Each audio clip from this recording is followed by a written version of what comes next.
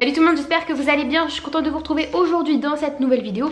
Vous l'avez vu, aujourd'hui c'est la vidéo sur les tendances des manteaux pour cet automne-hiver. C'est la vidéo que vous avez choisie. Voilà, je vous avais posé la question sur un petit post YouTube. Je pense qu'on va pas perdre de temps, on va commencer maintenant. Première tendance qu'on a repérée pour les manteaux cet hiver, c'est la tendance un peu esprit Matrix.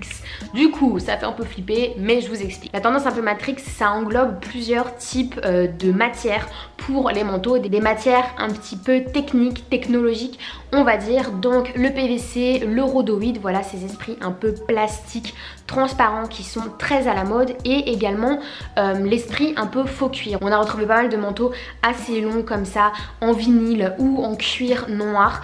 Donc vraiment c'est une grosse tendance de cette saison. Moi ce que je préfère c'est la version un petit peu PVC transparent. On a retrouvé des trench chez Asos notamment, complètement transparents en gros PVC bien épais, qui sont magnifiques. On a la coupe du trench, vraiment tout ce qu'il y a de plus classique, et en fait la matière donne un gros coup de peps à la pièce, et je trouve ça canon de chez canon. On voit tout ce qu'il y a en dessous pour mettre en avant un joli pull bien fantaisie. Voilà, je trouve que c'est nickel. Quand il pleut en plus, c'est vraiment le nouvel impair, je trouve ça mais au top. Deuxième tendance qu'on a pour les manteaux, je vais employer un mot que vous n'aimez pas toutes, mais voilà, faut vraiment que je l'emploie pour désigner à peu près comme il faut cette tendance là, c'est le masculin féminin. Donc du coup, qu'est-ce que ça va englober? Ça va englober vraiment toutes les pièces qui sont issues de la draperie masculine. Des gros blazers d'hommes un petit peu type workwear, un petit peu type costume, voilà, de travail. Ça va englober aussi après les gros cabans. On a retrouvé pas mal de maxi longueur, des coupes voilà souvent classiques et très longues, qui font comme si on avait piqué le manteau de son papa, le manteau de son chéri, vraiment trop grand pour soi. Moi perso j'adore cette tendance là, je trouve que vraiment elle a un côté assez mature, assez chic, mais il y a le décalé de par les jeux de volume. Je trouve que les jeux de volume l'hiver c'est vraiment très cool, donc si ça vous intéresse, allez voir les pièces. La troisième tendance, c'est la tendance bestiale. Donc on l'a sur tous les vêtements, on l'a sur tous les accessoires, forcément on l'a sur les manteaux. Donc là on retrouve du léopard, du serpent et même du zèbre, donc sur les vestes, sur les manteaux, etc. Je trouve que ça a un côté assez cool pour pouvoir débrider des tenues qui sont souvent un peu tristounettes pour l'hiver. Bon, il faut les manier avec précaution, surtout tout ce qui est léopard, serpent, connoté un peu sexy. Il faut faire attention aux pièces qu'on choisit, donc plutôt choisir des pièces assez classiques ou des pièces un peu masculines, à l'opposé des pièces un peu street. J'ai vu chez Zara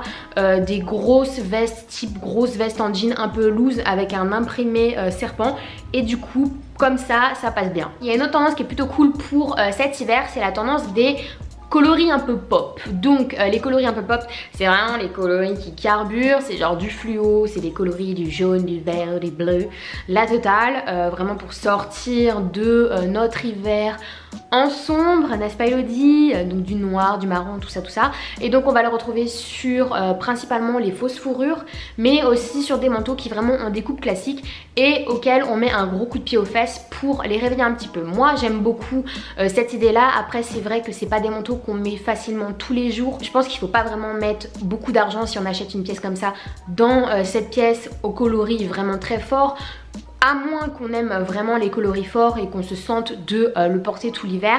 Mais voilà, si vous achetez plusieurs manteaux éventuellement, ou vous en voyez un pas trop cher, peut-être vous allez pouvoir vous tourner vers cette tendance là. Du coup pour la porter, moi ce que je trouve le plus sage, c'est de la porter avec un total look monochrome, donc vraiment un look basique en dessous. On va pas en rajouter une touche, mais voilà, un petit total look noir. On rajoute un manteau qui a un coloris qui décape, ça le fait. En cinquième, on a la tendance un peu futuristique. Dans la tendance un peu futuristique, ça va être des coloris lamés, donc de l'argenté, du cuivré, du noir un peu brillant, et surtout de l'argenté aussi. Et on a retrouvé ça pas mal de fois sur les doudounes. Il y a pas mal de doudounes qui ont pris cet effet là cette saison.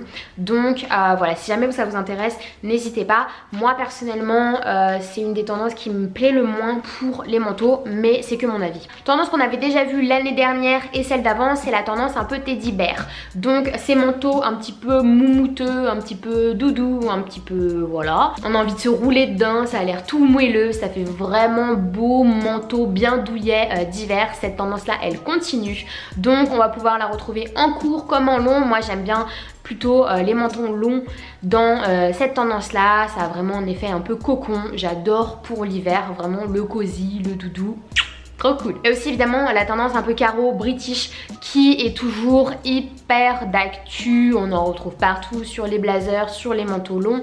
Vraiment dans toutes les coupes, ça continue d'être la mode. Si vous en avez acheté l'année dernière ou celle d'avant, bah vous pouvez vous dire que voilà, vous avez toujours un manteau à la pointe. Sinon, si jamais vous êtes intéressé, je vous mets un petit peu des articles pour voir s'il y en a qui peut-être peuvent vous plaire. Après, l'avantage avec les manteaux, c'est que vraiment c'est des pièces qui perdurent dans le temps. Si jamais vous avez misé sur un manteau assez classique, sachez que vraiment c'est facilement des intemporels. Les manteaux, voilà, ça traverse facilement des saisons du moment où ils sont assez minimalistes, où ils sont assez classiques. Donc ne remettez pas en cause vos manteaux basiques, ils seront toujours d'actu et voilà, forcément ça se porte de saison en saison. Après voilà, on portera toujours les trench automne-hiver pour celles qui sont les moins frileuses. On portera toujours la cape, on en retrouve également cette saison. Voilà, il y a des nouvelles capes qui sont mises en ligne, je crois que j'en ai vu sur Zara. Les bombardiers pareil, c'est toujours à la mode, on en retrouve tout le temps, c'est vraiment devenu une coupe classique. Donc voilà, il y a plein de manteaux qui sont des basiques et je pense qu'après c'est plus une question de style. Là vous avez les tendances, vous avez ce qui sort vraiment par rapport au défilé pour cette saison là.